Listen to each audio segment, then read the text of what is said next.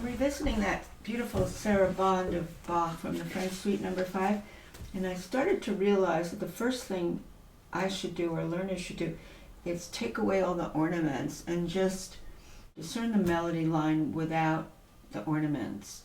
Because the ornaments can become so fixated that you're worried about, like, am I going to get the trill? Am I going to get the morning? And it's going to be clear, and you kind of go from ornament to ornament.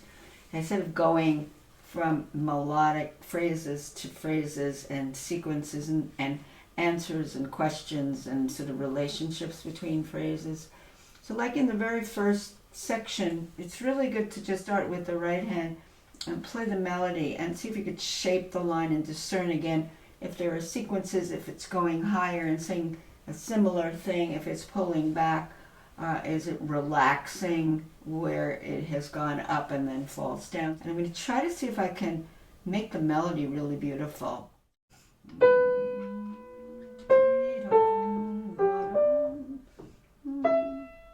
That's one idea, and I'm going to answer that.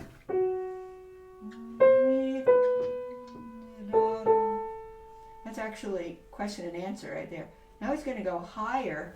He's going to have the same rhythm. It looks like similar rhythm because he's starting with a dotted quarter and then an eighth and a dotted eighth 16th, which is similar to how he started rhythmically, but higher. So I'm going to go deeper. And now he's falling down. It's falling down toward the cadence. So he's resting here. So that's very interesting. I mean, to just see what you do with that. Now let's say now you add the ornament and you don't forget what you just did in terms of a question and answer or response, and then a higher level of the rhythm with the melody infused, and then it falling back finally to a cadence and really resting. So now I'm going to try to keep that in my mind when I do the ornaments.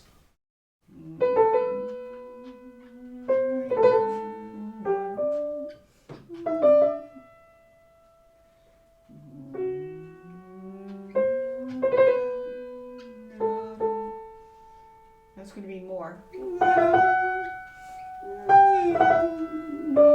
So this one, I'm going to fall down now. Fall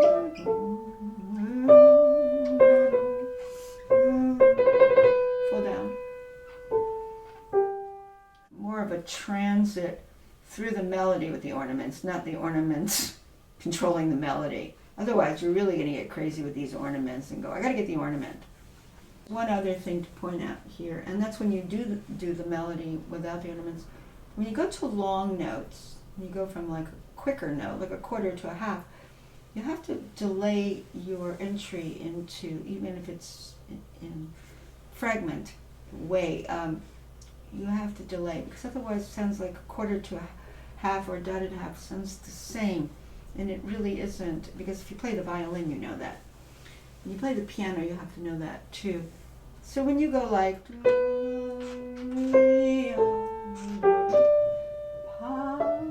what is it?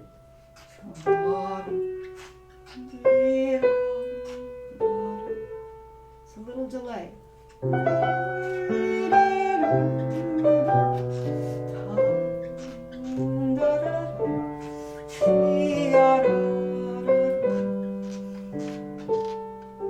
That's what I mean, things like that. It doesn't mean you have to schmaltz it up like you're playing Chopin.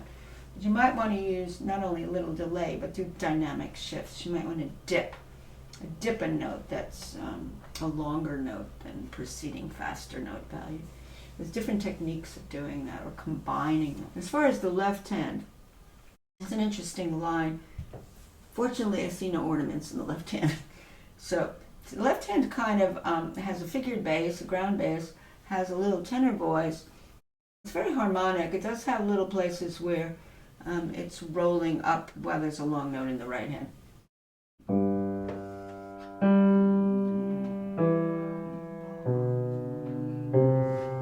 I think the issue here is parceling voices. So you have two levels of the voices: bottom voice, inner voice, bass voice, tenor, bass, bass, bass, tenor,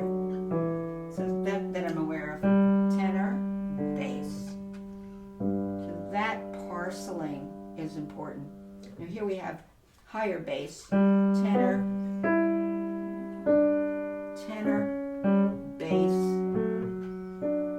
and then two voices here again. Bass, bass, tenor, bass, bass, tenor, tenor, bass. Two voices, that would be important. Bass, tenor. I think that's going to be important, is so that the tenor and the bass don't run into each other. So you have different colors, two levels of rhythmic color there. That's seemingly what I discerned when I just played it. So you got to be real careful with Bach when he has the stem up and the stem down, that you don't run a stem up voice into a stem down voices, but you do parcel them and give them different layers. That also synchronizes in with the sense of what I did with the melody. I guess another good thing to do, these are like little ways of layering your learning. You can also do things, I mean, this is really a little obsessive. You could do things like the melody and only the bass, but you have to kind of follow that stem down bass. I've never done that, but I think that's a really good idea. And of course, you have to have good fingering. Well, let's say I tried to do that. I just want to see if I can discern the bass, not the tenor, and the melody without the ornaments upstairs. Let's see if I can do that.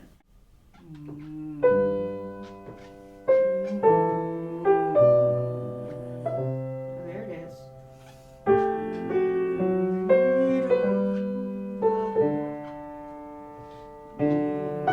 Might not have to write the fingering, but that's okay.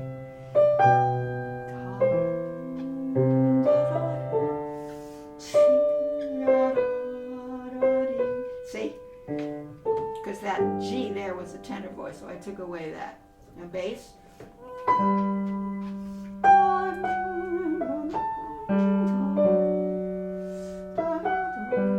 That's really a tenor, so forget the.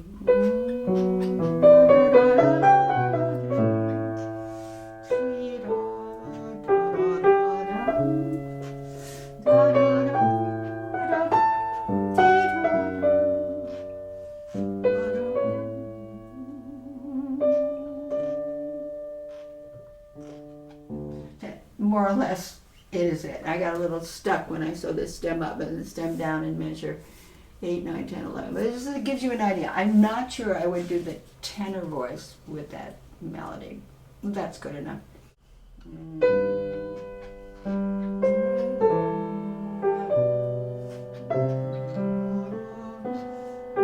They come together here.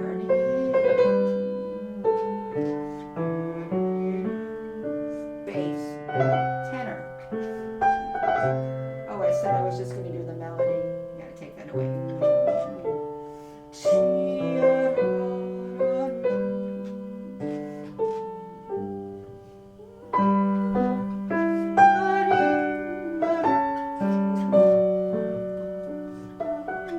Bass.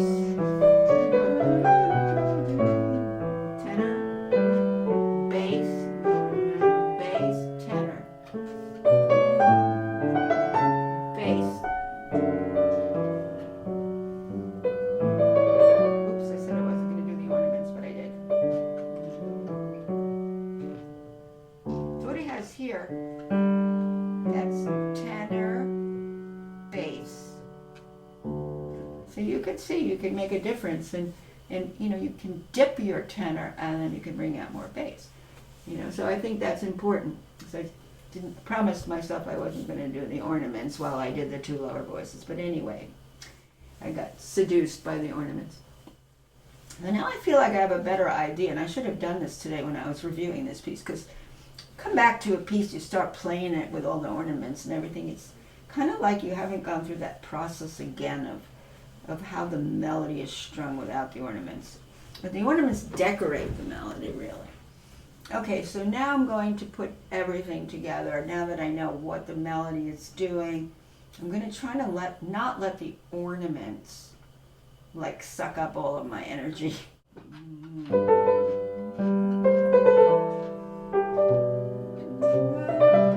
voice. Answer.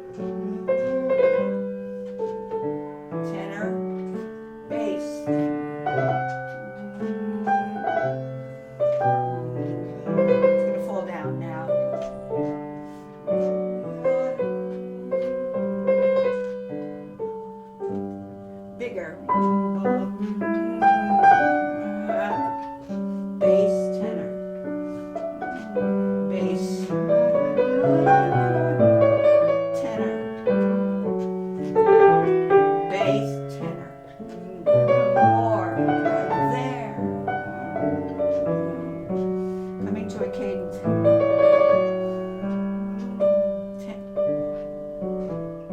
Bass. I think that was kind of the tempo I want to do too. Okay, so I'm going to go to the next part. The next part I'm going to start with studying the melody. It's higher. It's higher. Now, he takes that same rhythm from the beginning. The rhythm was dotted quarter, eighth, and then dotted eighth, 16th. He keeps coming back to that rhythm. It doesn't have to be the same notes, but the listener recognizes that he started with this idea. I guess what he does here, but upside down. So the listener says, oh, I've heard that before, but it wasn't in the same direction the melody was at the beginning. But still, what brings it together, allies the two things, is the fact that it's the same rhythm. Now it's higher, so it's going to be, to me, I'm going to come in with a bigger sound. Because remember, my cadence right before that was very relaxed. It just let the cadence go. It finally relaxed down to D major, which is the dominant key. So let's see what we did there. We went.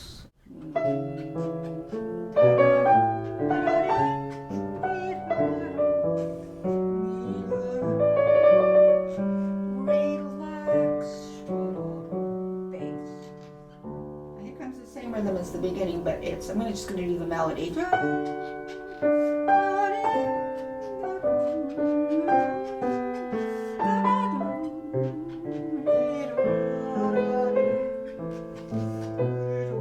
Higher now.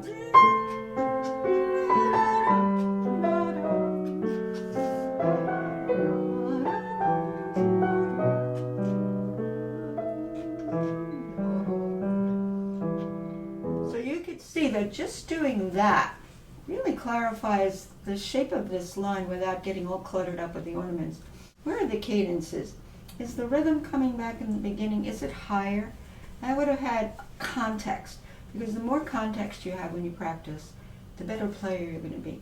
You can have rhythmic context, you can have phrasing context, you could have structural context, different keys, harmonic rhythm context. Sequence context. I mean, there's so many things. If you could bundle them together, the different layers of the voices context. You can see, to really play something really well, the more context you have that you can fuse together, you can parcel them out and then fuse them together, the better the music will be communicated to yourself and naturally to whoever's listening. Okay, so just now when I did that, without the ornaments, I really said, oh, okay.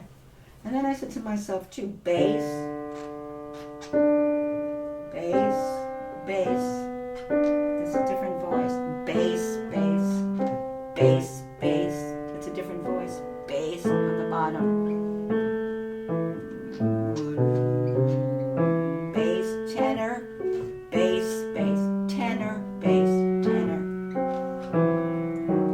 So now I'm really doing that. Now when I look at the music, I kind of, as I'm playing, I'm very aware of that, stems up and stems down.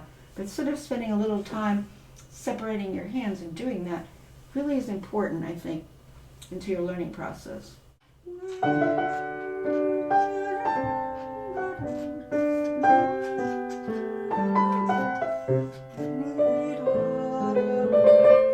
That's not a perfect ornament, but melody.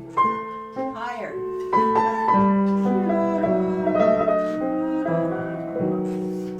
Here comes a cadence.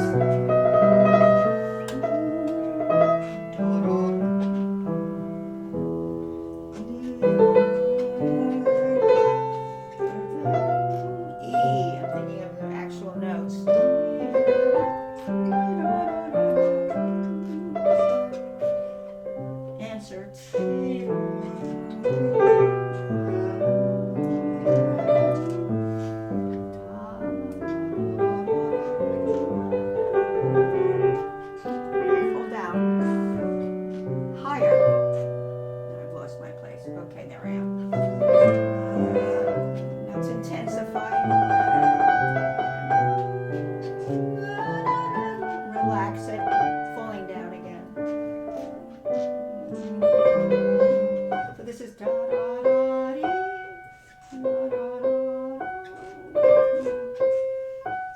do that, because I didn't like what I just did when the first time doing it, it was too notey, you know, so I want to go back. So this I spot practice, I'll go.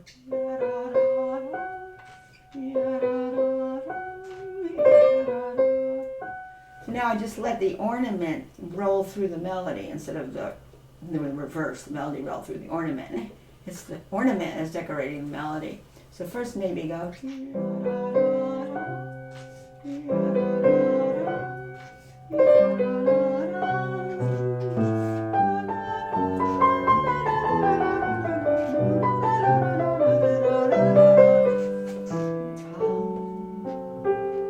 I did that on purpose because I knew there was an ornament coming there, and I wanted to say, what's it going to be like if I don't play the ornament at that cadence? How am I going to shape it down at the end? Is really what I want. Now this is a tricky place with these triplets because it can get very mixed. It can sound like a motor, you know. And then again, I'm always saying to myself, does Bach let you get slower? I tend not to like to do that. I like to keep a pulse, but at the very end, all those triplets can get really like crowded together and have no direction. So I kind of want to direct them. Phrase.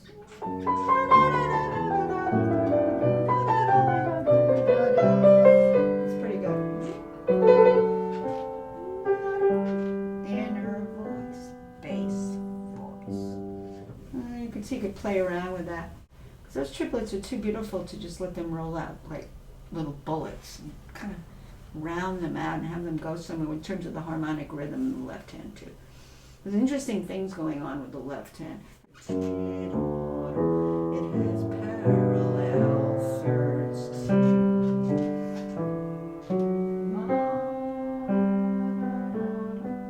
Bass voice. Again, you have to know where your parcel in your voice is. You could see there's so many things you could do. You could strip away the ornaments, start listening to the melody, see how it relates, how there's questions, answers, responses, sequences higher. What's the melody doing on different levels with tenor and bass? Basically 3 voices that he has through this, I'm noticing. So I hope this has been helpful.